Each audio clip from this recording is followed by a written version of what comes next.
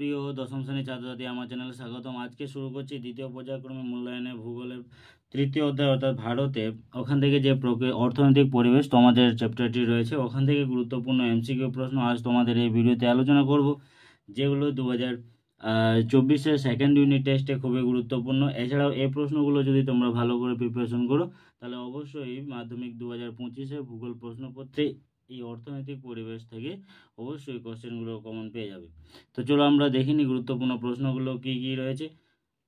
প্রথমে দেখো, ভারতে ধান উৎপাদনে প্রথম স্থান অধিকার করেছে কোনটি? এর অ্যান্সার হবে পশ্চিমবঙ্গ। আমি বিসিডি করে কোনো অপশান দিচ্ছি না। এরপরে চলো নেক্সটে, ভারতে গম উৎপাদনে প্রথম স্থান অধিকার করেছে উত্তরপ্রদেশ। কফি উৎপাদনে ভারতের কোন স্থান প্রথম অধিকার করে? এর অ্যান্সার হচ্ছে কর্ণাটক। এরপর চলো নেক্সটে 4 নম্বরে, ভারতের চা উৎপাদনে প্রথম স্থান অধিকার করেছে আসাম রাজ্য। এরপর চলো চাকে বলা হয় কি বলা হয়? এর অ্যান্সার হচ্ছে সোনালী পানীয়। চাকে সোনালী পানীয় বলা হয়। এরপর চলো নেক্সটে, আঘাইন বলে কাকে? আমন ধানকে আঘাইন বলা হয়। এরপর চলো নেক্সটে, পশ্চিমবঙ্গে ধানের ভান্ডার কাকে বলা হয়? অর্থাৎ বর্ধমানকে পশ্চিমবঙ্গে ধানের ভান্ডার বলা হয়। উত্তরপ্রদেশকে ভারতের দেশ বলা হয়, অর্থাৎ উত্তরপ্রদেশ ভারতে কি? এর হচ্ছে অ্যান্সার ইক্ষু রাজ্য, প্রচুর ইক্ষু এখানে উৎপাদন হয়। এবার ভারতের কোথায় গম গবেষণাগার অবস্থিত? দিল্লির মোসাই। এরপর অ্যাপ্রোপ্রিয়েট অ্যান্সার হবে ভারতের গম গবেষণাগার দিল্লির পুসাই। এরপর 10 নম্বর প্রশ্ন, ভারতে কফি গবেষণাগার অবস্থিত কোথায় অবস্থিত? এর অ্যান্সার হচ্ছে চিকমাগালুরে অবস্থিত ভারতের কফি গবেষণাগার। এরপর ভারতের সবুজ বিপ্লবের জনক বলা হয় কাকে? সবুজ বিপ্লবের জনক বলা হয়। এর অ্যান্সার M.A. স্বামীনাথনকে ভারতের সবুজ বিপ্লবের জনক বলা হয়। এরপর নেক্সট, ভারতের ম্যানচেস্টার বলা হয় কাকে? ম্যানচেস্টার বলা হয়, এই প্রশ্ন সবাই জানো, তবুও এর অ্যান্সার হচ্ছে আহমেদাবাদকে ভারতের ম্যানচেস্টার বলা হয়। এবারে 13 নম্বর প্রশ্ন, পেট্রোরসায়ন শিল্পের মূল উপকরণ হলো কি? পেট্রোরসায়ন শিল্পের মূল উপকরণ হচ্ছে ন্যাপথা। এরপরে ভারতের ডেট্রয়েট কাকে বলা হয়? ভারতের ডেট্রয়েট চেন্নাইকে বলা হয়। এরপর চলো নেক্সটে, বিশুদ্ধ কাঁচামালের বস্তু সূচক হলো ড্যাশ। এর অ্যান্সার 1। বস্তু সূচক হিসাবে 1 হচ্ছে বিশুদ্ধ কাঁচামাল। এরপর চলো কটন পলিশ অফ ইন্ডিয়া বলা হয় কাকে বলা হয়? এর অ্যান্সার মুম্বাইকে কটন পলিশ অফ ইন্ডিয়া বলা হয়। এরপর চলো 17 নম্বর প্রশ্ন, পশ্চিমবঙ্গের ঘুষুড়ি হলো কি ড্যাশ? পশ্চিমবঙ্গের ঘুষুড়ি কি? ভারতের এটি প্রাচীনতম বস্ত্র বয়ন কেন্দ্র। ভারতের এটি প্রাচীনতম বস্ত্র বয়ন কেন্দ্র। এরপর চলো নেক্সট 18 নম্বর, ভারতের সর্বাধিক জনবহুল রাজ্য হলো ড্যাশ। সর্বাধিক জনবহুল রাজ্য অ্যান্সার উত্তরপ্রদেশ। ঘনত্ব সর্বাধিক, এবারে ঘনত্বপূর্ণ রাজ্য হিসেবে বিহার। এরপর চলো নেক্সটে, 2011 সালে জনগণনায় ভারতে কততম জনগণনা? এর অ্যান্সার হচ্ছে 15 জনগণনা। এরপর চলো 20 নম্বর, ভারতের জনগণনা অনুযায়ী জনঘনত্ব কত? ভারতে জনঘনত্ব হচ্ছে 382 জন প্রতি বর্গ কিলোমিটারে। এরপর চলো নেক্সটে 21 নম্বর প্রশ্ন, ভারতের প্রথম জনগণনা শুরু হয় কবে? এর অ্যান্সার হচ্ছে 1872 খ্রিস্টাব্দে ভারতের প্রথম জনগণনা শুরু হয়।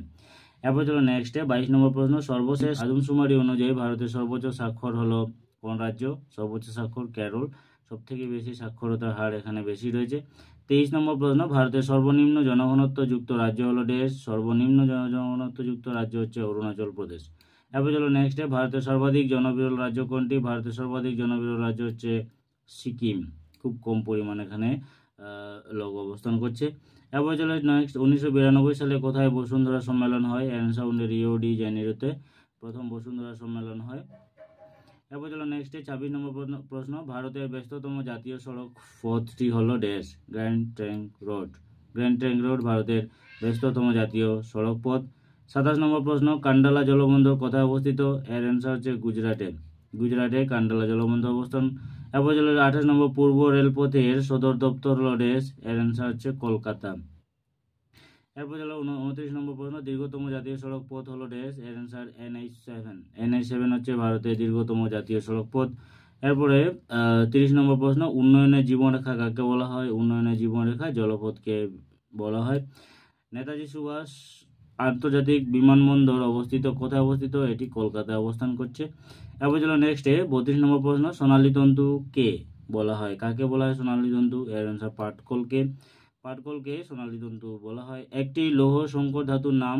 নেক্সট কোশ্চেন, অ্যান্সার হচ্ছে ইস্পাত। ইস্পাত লৌহ সংকর ধাতুর একটা উদাহরণ। এরপর চলো নেক্সটে 34 নম্বর, পশ্চিমবঙ্গের একটি জলবিদ্যুৎ উৎপাদন কেন্দ্র হলো দেশ। এর অ্যান্সার হচ্ছে জলঢাকা প্রকল্প। ভারতের 35 নম্বর হচ্ছে, ভারতে আধুনিক শিল্প বলা হয় কাকে? ভারতের আধুনিক শিল্প বলা হয় অ্যান্সার পেট্রো রসায়ন শিল্পকে ভারতের আধুনিক শিল্প হিসেবে বিবেচিত লাভ করেছে। গুজরাটের প্রধান বন্দর নাম কি? গুজরাটের প্রধান বন্দর কান্ডালা। এরপর 37 নম্বর প্রশ্ন, কাকে হ্রদের শহর বলা হয়? এর অ্যান্সার হায়দ্রাবাদকে হ্রদের শহর বলা হয়। 38 নম্বর প্রশ্ন, যে সম্পদ শুধুমাত্র পৃথিবীর একটি স্থানীয় আছে তাকে বলা হয় কি? ও দ্বিতীয়।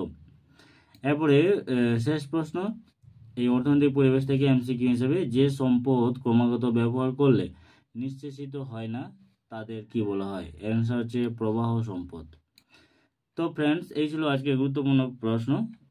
ভারত থেকে অর্থনৈতিক যে পরিবেশ রয়েছে সেখান থেকে গুরুত্বপূর্ণ প্রশ্নগুলো আজ তোমাদের সঙ্গে তুলে ধরলাম। এই প্রশ্নগুলো ভালো করে প্রিপারেশন করে অবশ্যই এখান থেকে প্রশ্নগুলো কমেন্ট পেয়ে যাবে।